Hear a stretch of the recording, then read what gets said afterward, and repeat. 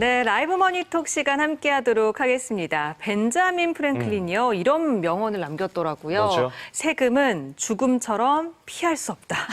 이 피할 수 없다면 줄일 수 있는 방법은 없는 걸까? 오늘 알아보도록 하겠습니다. 네, 최근 또 부동산 가격이 폭등을 하면서 미리 상속 또 증여를 하려는 분들이 많아졌다고 하거든요. 네. 증여세 절세 팁에 대한 이 시간 신용일 대전 세무사회 연수 이사님과 함께 알아보겠습니다.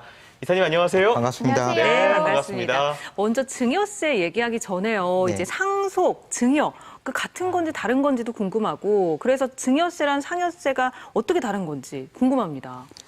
상속과 증여는 같으면서도 다른 개념입니다.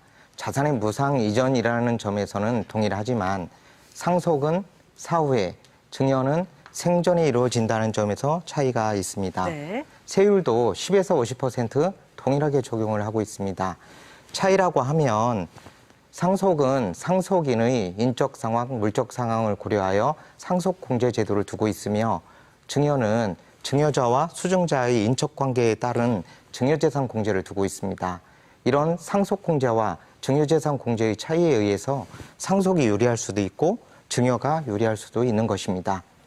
네, 근데 최근에 이 상속과 증여 중에서 어떤 것이 이제 장단 유불리가 있다고 하셨는데 최근에는 이 증여를 미리 많이 하신다고 또 뉴스에서 나오거든요. 증여의 장점은 뭔가요? 일반적으로 상속 재산이 10억 원이 넘지 않았을 때는 상속이 유리합니다. 왜냐하면 상속 공제 제도가 있는데 배우자 공제 5억 원, 일괄 공제 5억 원, 일반적으로 최소 10억 원 공제를 해주고 있습니다. 네. 배우자가 있을 경우에는 상속세 면세점을 저희들이 10억 원으로 보고 있고 없을 경우에는 5억 원이라고 합니다. 그러므로 상속 재산이 10억 원이 넘지 않을 경우는 무조건 상속이 유리하다고 볼 수 있죠. 그런데 왜 요즘 증여가 이렇게 많이 일어날까요? 왜냐하면 부동산 가격이 올라도 너무 많이 올랐습니다. 그래서 제가 증여가 유리한 경우 한 3가지 정도를 들어서 설명을 할까 합니다. 네. 예. 첫 번째로 원하는 자녀에게 미리 증여를 해주고 싶은 것입니다. 왜냐하면 나는 아들에게 아니면 막내딸에게 큰딸에게 주고 싶은 것입니다. 이런 경우 세금을 내더라도 증여를 하는 경우들이 많이 있습니다. 두 번째로는 참 부러운 경우죠. 예. 재산이 많은 경우입니다. 참 부럽죠. 네. 그래서 상속세 과세 표준, 증여세, 상속세, 특히 상속세 과세 표준이 30억 초과할 때 50% 적용을 받습니다. 상속세율이 너무 높죠. 네. 그러므로 사전 증여를 통해서 절세를 하려는 그런 욕구가 많이 있습니다. 여기서 주의할 점이 있어요. 상속 시점으로부터 10년 이내에 사전 증여를 하였을 경우에는 상속세에 포함하여 재계산을 하므로 오. 여러분들이 증여를 할 때는 증여 시기도 조절을 하셔야 합니다. 마지막으로 요즘 부동산 가격이 너무 많이 올랐고 이에 따른 규제가 심하고 있습니다. 주택의 양도시, 양도소득세 중과, 특히 재산세와 종합부동산세 중과가 있다 보니까 이 부분을 피하고 싶은 것입니다. 왜냐하면 1세대 2주택 중과 대상자예요. 양도소득세가 2억 나왔습니다. 여러분 같으면 어떻게 줄이려고 할까요? 이런 경우 세대가 분리된 자녀에게 증여를 한다고 하면 네. 1세대 1주택 요건을 충족했을 때 증여세를 제외하고 양도세 2억 원을 절감할 수 있는 것입니다. 그렇게 선택을 하고 있군요. 그렇다면 일반적인 증여세 과정이 저는 궁금한데 굉장히 복잡하고 어려울 것 같거든요. 어떻게 이루어지고 있나요? 그렇게 복잡하지 않습니다. 저랑 전체 구조를 한번 살펴보도록 하죠. 네. 네. 첫 번째로 증여재산가액이 있습니다. 증여재산가액을 확정하고 증여재산 공제를 적용을 해줍니다. 증여재산에서 증여재산 공제를 제외하고 증여세 과세 표준이 나오면 여기에 증여세 세율을 곱해서 산출세액을 계산하는 것입니다. 그러면 하나하나의 개념을 살펴보도록 하겠습니다. 네. 네. 증여재산가액이란 동일인에게 10년 이내에 증여한 재산가액을 모두 합하여 계산을 합니다. 네. 여기서 주의할 점이 하나 있어요. 동일인이란 부모도 직계 존속이 증여를 했을 때 배우자도 포함된다는 것입니다. 이 증여재산가액을 확정한 후 증여재산공제를 적용을 하는데 증여재산공제에는 수증자가 배우자일 때는 6억 원 공제를 해주고 있습니다. 많죠? 네. 적다고 불만이 있는 그런 분들도 있습니다. 그리고 수증자가 직계 존속이나 비속일 때는 5천만 원 공제를 해주고 있고 미성년자일 때는 2천만 원 공제를 해주고 있습니다. 기타 친족일 때는 1천만 원 공제를 해주고 있는데 여기에는 며느리, 사위가 들어가고 있습니다. 배우자를 제외하고는 그렇게 큰 금액이 공제가 되진 않네요. 그렇죠. 그래서 며느리들이 불만이 좀 많이 있습니다. 조금 더 공제를 해줘라 이런 의견들이 있습니다. 네. 그리고 세율별로도 좀 달라지는 것 같아요. 네. 또 조금 더 설명을 해주신다면. 세율은 네. 일반적으로 1억 원까지는 10%, 5억 원까지는 20%, 10억 원까지는 30%, 30억까지는 40%, 30억을 초과했을 때는 50% 적용을 받고 있습니다. 30억 초과했을 때는 50%니까 상당히 많은 세금을, 즉 반을 세금으로 내야 하는 것입니다. 그래요. 아니, 그렇다면 얼마까지 증여를 해야지 증여를 내지 않는 건지, 증여세를 내지 않는 건지 그 범위를 좀 말씀해 주실 수 있을까요? 일반적으로 세금이 나오지 않는 증여재산 공제 범위에서 증여가 많이 이루어지고 있습니다. 배우자를 많이 활용하는데 배우자 공제는 6억까지이고 그리고 직계 존속이나 비속일 때 5천만 원 공제를 해주고 있고 미성년자일 때는 2천만 원까지 공제를 해주고 있습니다. 여러분 요즘 주식시장 대세죠. 네. 화랑입니다. 그러다 보니까 미성년 자녀에게 고배당 성향의 주식을 많이 사주고 있습니다. 왜 그럴까요? 그 공제 한도까지는 세금을 안 가져가서.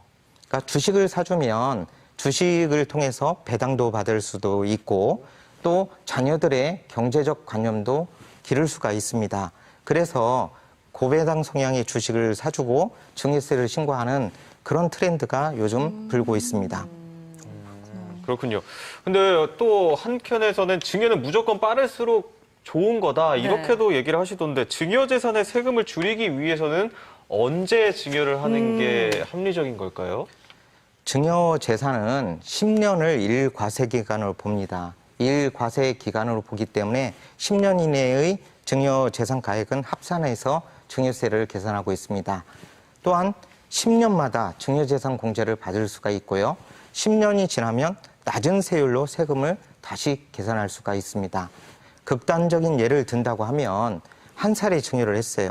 예. 그러면 여러 번에 걸쳐서 증여재산 공제를 받을 수가 있겠죠. 그래서 미리 증여를 하는 부분이 좋을 수가 있고요. 예를 들면 토지 가액이 1억 원인데 1억짜리 증여를 해주었습니다. 이 가치가 10억 원이 되었다고 하면 수증자인 자녀는 결국 1억 세금으로 10억을 받는 그런 효과가 있기 때문에 증여는 빠를수록 좋은 것입니다. 그리고 앞서도 언급을 해주셨는데 최근에는 이제 아파트나 집값이 이제 솟아오르면서 아파트나 이제 건물을 미리 증여하는 경우도 있다고 들었어요. 그런데 이 부동산의 담보나 채무가 껴있을 경우에 이런 경우에도 증여가 가능한지 궁금해져요.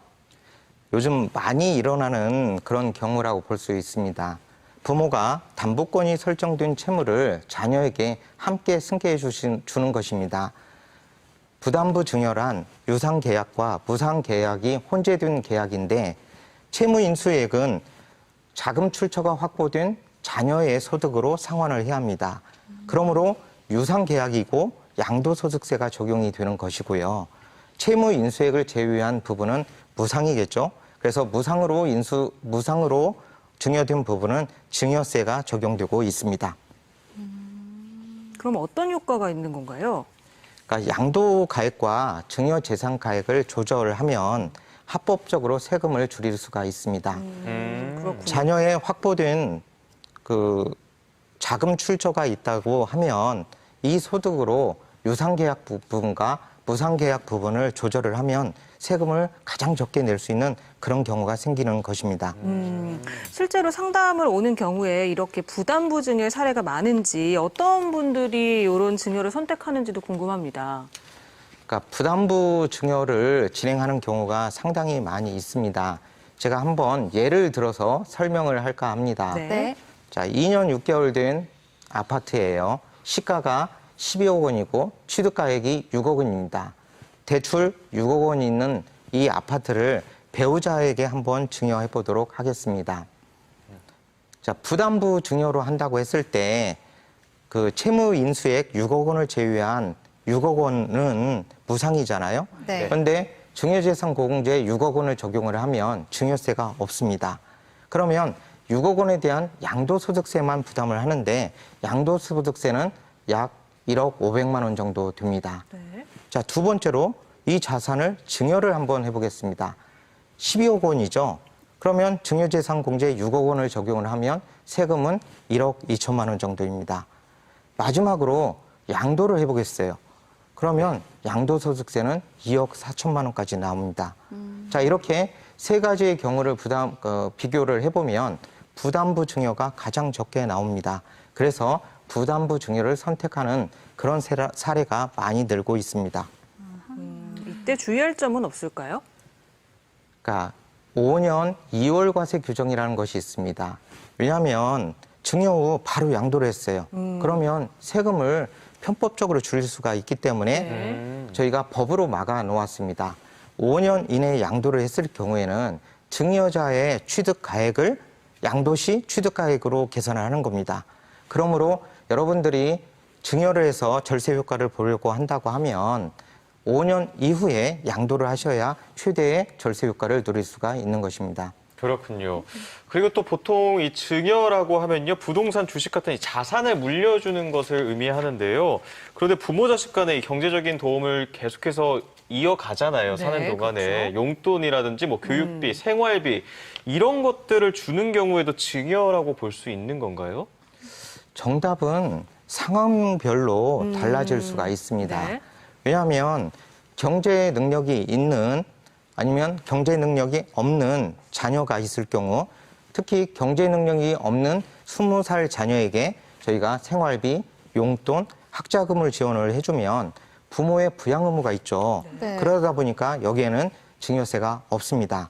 그런데 경제 능력이 있는 30살 자녀에게 학자금을 지원해 준다고 하면 당연히 증여세가 부과되어야 할 거고, 네. 할아버지, 할머니가 손자, 손녀에게 증여해 준다고 해도 동일하게 적용되고 있습니다. 네. 그렇다면 이 결혼하는 성인 자녀의 혼수나 결혼 비용 같은 경우는 어떤지 궁금해요. 전세나 주택을 주는 것도 증여인지 여기에 해당이 되나요? 통상적으로 혼수에는 증여세가 과세되지 않습니다. 그러나 고가의 주택, 귀금속을 사준다고 하면 다르겠죠. 네. 특히 주택이 문제입니다. 저한테 가장 많이 질문하는 것 중에 하나가 주택을 결혼하는 자녀에게 한 채 사줘도 되는지 물어보는 경우가 많이들 있어요. 예전에는 괜찮았다고 하는데 네. 지금은 어떨까요? 엄청 가격이 높아져가지고 힘들죠. 왠지 세금 문제가 있을 것 같은데요. 제가 그래서 대전에 있는 아파트를 갖고 한번 설명을 드릴게요. 네. 예전에는 대전에도 1억 원짜리 아파트가 많이 있었습니다. 네. 1억 원이면 증여재산 공제 5천만 원 적용을 하면 과세표준 5천만 원이고 증여세는 500만 원밖에 안 나옵니다. 네. 문제가 될까요? 큰 금액이 아닌데요. 예, 안 되죠. 그런데 지금은 아파트 가격이 너무 많이 올랐습니다. 평균 가격이 약 4억 원 정도 대전에 간다고 하더라고요. 네. 네. 자, 4억 원일 때 계산을 해보면 증여재산 공제 5천만 원 적용하면 과세표준 3억 5천만 원입니다. 네. 세금도 6천만 원이나 돼요. 당연히 문제가 되겠죠. 네. 그래서 주택을 사주거나 전세금을 지원해주는 부분은 증여세 과세가 될 수가 있으니까 신경을 많이 써주셔야 합니다. 특히 축의금으로 네. 자금 네네. 출처를 소명하는 경우들이 있으세요. 네. 축의금을 많이 받았으니까 이걸로 소명이 가능할 거라고 생각을 하는 거죠. 그런데 여기서 부모님 축의금은 제외를 합니다. 자녀 손님의 축의금만 인정을 하니까 소명이 어렵다고 볼 수 있을 것 같습니다. 네. 일반적으로 근데 주택을 증여하는 경우가 굉장히 많잖아요. 이럴 경우 평가 기준은 그럼 어떻게 되는 걸까요? 증여 재산은 평가 기준일 현재의 시가를 과세를 원칙으로 합니다. 시가. 요즘 과세 당국도 시가에 근접하게 과세를 하려고 노력을 많이 하고 있습니다. 그런데 납세자들은 공시지가로 신고를 해도 된다라고 이렇게 착각을 많이들 하고 계세요. 그래서 공시지가로 시가를 신고를 했는데 공시지가로 증여세를 신고를 했는데 왜냐하면 시가와 차이가 나기 때문에 많이 네. 문제가 되는 경우들을 많이 보았습니다. 공시지가는 시가의 50에서 70% 수준에서 형성이 되고 있습니다. 시가를 반영 못하고 있는 것이죠. 그래서 추후에 세금을 더 부담하는 그런 경우들이 많이 있습니다. 그래서 여러분들이 아파트를 증여한다고 하면 공동주택 가격이 아니라 증여일 시가로 신고를 하시고 증여세를 납부하셔야 하는 것입니다. 네. 그렇다면 이 증여세 산정 시 들어가는 현재 시가라는 게 어떤 걸 뜻하는지 좀 더 덧붙여 설명해 주실까요? 시가란 불특정 다수인 간에 거래되는 통상적으로 거래되는 그 금액을 말을 하고요. 네. 여기에는 조금 특이한 개념이 하나 있습니다. 네. 평가 기간인데요. 왜냐하면 시가를 조절할 수 있기 때문에 그렇죠. 평가 기간이라는 개념을 두어서 증여 전 6개월, 후 3개월 이내에 매매 가액, 그리고 감정, 경매, 공매, 수용 가액이 있을 때는 시가로 인정을 하고 있고요. 둘 이상의 감정 기관에서 평가액이 있을 때는 평균액을 시가로 보고 있고 또 여러분들이 여기서 하나의 팁이라고 하면 기존 시가 10억 원 이하일 때는 한 개의 감정기관에서 평가를 받아도 시가로 인정되고 있습니다. 계속해서 말씀해주신 이 시가요, 주택 공시 가격을 따르나요? 이 시가도 여러 개일 것 같아가지고 어디에다 기준을 둬야 되는지.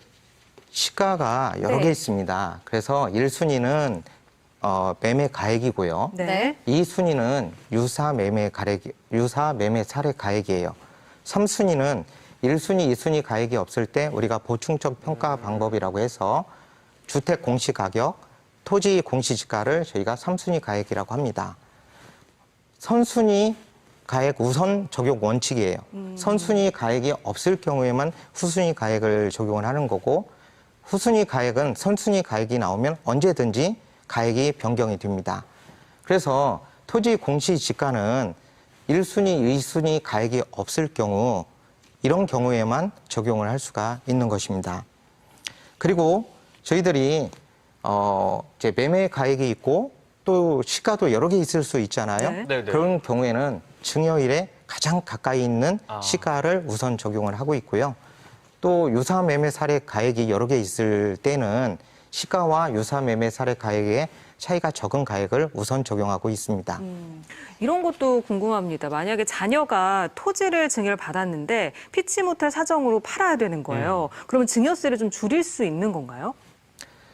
여기서 좀 고민을 많이 해보셔야 하는데 왜냐하면 향후 이 증여받은 자산을 처분할 계획이 있다라고 하면 증여세 신고 때 이 평가액을 어떤 가액으로 할 것인지 심사숙고해 주셔야 합니다. 왜냐하면 증여세 신고를 할 때 이 증여재산 평가액은 증여세 과세 표준이 되지만 거꾸로 양도할 때는 그 취득 가액으로 되기 때문에 내가 증여세를 적게 내려고 납부를 하려고 공시지가로 신고를 했습니다. 그런데 오히려 양도 시 양도소득세가 너무 많이 나오는 거예요. 그래서 이렇게 낭패를 보는 경우를 제가 많이 봤습니다. 특히 여러분 요즘 꼬마 빌딩 들어보셨을 거예요. 그러니까 꼬마 빌딩 같은 경우는 시가와 공시지가가 차이가 많이 납니다. 그래서 저희가 법을 바꿨습니다. 법을 바꿔서 국세청에서 이런 경우에는 다시 감정을 받아서 시가를 재선정할 수 있게끔 해놓았습니다. 그래서 여러분들이 증여재산을 팔 계획이 있다라고 하면 제가 한 가지 팁을 드리면 감정을 받으시라는 거예요. 감정. 감정 평가를 받으면 적정한 취득가액도 확보를 할 수가 있고 양도할 때 감정가액이 취득가액이 되니까 상당히 유리하게 내가 양도세를 부담할 수 있는 그런 경우가 나올 수가 있겠습니다. 네, 오늘 라이브 머니톡 증여, 상속에 대해서 알아보고 있는데요. 시청자 질문들도 살펴보도록 할게요. 네. 상아 씨부터 소개해 주시죠. 네, 먼저 토마스 크루즈 님이 질문을 주셨는데요. 증여세는 얼마 이상부터 과세가 되나요? 1,000만 원 이상, 2,000만 원 이상 이렇게 쉽게 알려주시면 감사하겠습니다. 라고 질문을 주셨습니다. 제가 설명드렸지만 네. 네. 증여재산 공제액을 넘어섰을 때 세금이 나옵니다. 우리 직계 비속일 때 5천만 원까지 공제가 되죠. 네. 그러니까 보통 증여를 하시는 분들은 1억까지 증여를 하는 경우들을 제가 많이 보았습니다. 왜냐하면 1억 5천만 원 증여를 해주면 최대 세금은 1,000만 원 정도 나오는 것입니다. 아, 네. 황재원님 남겨주셨는데요. 이것도 이제 이사님께서 좀 설명을 해주셨는데 좀 제가 상황을 조금만 바꿔서 얘기해보면 증여나 상속 중 어떤 게 유리할까거든요. 근데 만약에 부동산을 가진 명의자가 먼저 증여를 하려고 했는데 증여를 수속을 밟는 과정에서 사망을 하는 경우에 증여로 들어가는지 아니면 자동으로 상속으로 바뀌는 건지. 자, 이런 경우에는 사후에 무상으로 받은 경우가 되기 때문에 상속입니다. 그리고 상속은 제가 설명드렸듯이 10억 원 미만일 때 상속이 유리하겠죠. 네. 예. 아. 그렇군요. 밥가페라님은요, 6억 정도 집 한 채일 경우에 증여와 상속 중 어느 것이 세금이 더 적을까요? 다들 비슷한 질문들 해주고 계세요. 한 채 6억 정도. 네. 10억 미만이기 때문에 상속이 유리하고요. 네. 제가 설명했듯이 우리 큰딸한테 주고 싶습니다. 아니면 막내한테만 주고 싶어요. 우리 딸한테만 주고 싶어요. 이런 경우에는 자녀에게 증여를 해주는 것이 유리할 수도 있습니다. 그렇군요. 네. 네, 오늘도 이렇게 유튜브 댓글과 문자를 통해서 많은 분들이 참여해 주셨는데요. 네. 소개되신 분들은 참고해 주셔야 되는 게 있죠. 그렇습니다. 샵 2975번입니다. 짧은 문자 50원, 긴 문자 100원의 정보 이용료 부과되는 이 번호로 주소와 연락처 남겨주시면 준비한 선물 보내드리도록 하겠습니다. 네, 샵 2975번으로 소개되신 분들 주소와 연락처 꼭 남겨주시기 바랍니다. 네, 지금까지 라이브 머니톡 대전세무사협회 신용일 세무사님과 이야기 나눠봤습니다. 오늘 말씀 고맙습니다. 감사합니다.